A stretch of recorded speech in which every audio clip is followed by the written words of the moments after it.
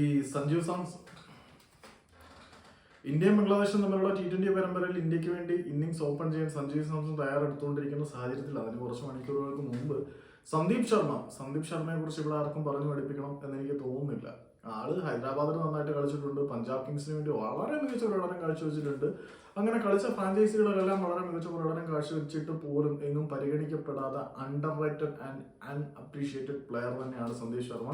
ആ സന്ദീപ് ശർമ്മ സഞ്ജു സാംസൺ ഒരു true leader ആണെന്ന് തന്നെ പറഞ്ഞിട്ടുണ്ട്. പുള്ളി പറഞ്ഞിരിക്കുന്നത് എന്താണെന്ന് വെച്ചാൽ, ഞാൻ IPL ഓപ്ഷനിൽ അൺസോൾഡ് ആയി പോയ സാഹചര്യത്തിൽ സഞ്ജു സാംസൺ എന്നെ നേരിട്ട് ഫോൺ വിളിച്ച് പറയുകയായിരുന്നു, "Don't worry, Paji.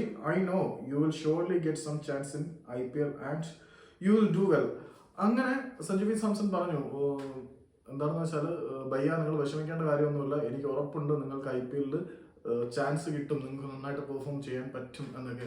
അതിനുശേഷമാണ് രാജസ്ഥാൻ റോയൽസ് തന്നെ സ്വന്തമാക്കിയത് എന്ന് സന്ദീപ് പറയുന്നുണ്ട്. അപ്പം ഒരു ലീഡർ എങ്ങനെ ആയിരിക്കണം മറ്റുള്ളവരെ ട്രീറ്റ് ചെയ്യേണ്ടത് എന്ന് വളരെ വ്യക്തമായിട്ട് സഞ്ജു സാംസൺ അറിയാം. സഞ്ജു തൻ്റെ താരങ്ങളെ എങ്ങനെ മെയിൻറ്റെയിൻ ചെയ്ത് കൊണ്ടുപോകണം, താരങ്ങൾക്കിടയിലെ ബന്ധം എങ്ങനെ ഊഷ്മളമാക്കി വളർത്തിയെടുക്കണം എന്നതിനെ കുറിച്ചൊക്കെ വളരെ നല്ല ബോധമുള്ള ആളാണ്. സന്ദീപ് അൺസോൾഡ് ആയി പോയ സാഹചര്യത്തിൽ പിന്നീട് ടീമിൽ സ്വന്തമാക്കിയതിന്റെ പിന്നിലെ പ്രധാന ചാലക ശക്തി സഞ്ജു സാംസൺ ആണ് എന്നാണ് ഇപ്പോഴും നമ്മുടെ സന്ദീപ് വിശ്വസിക്കുന്നത്.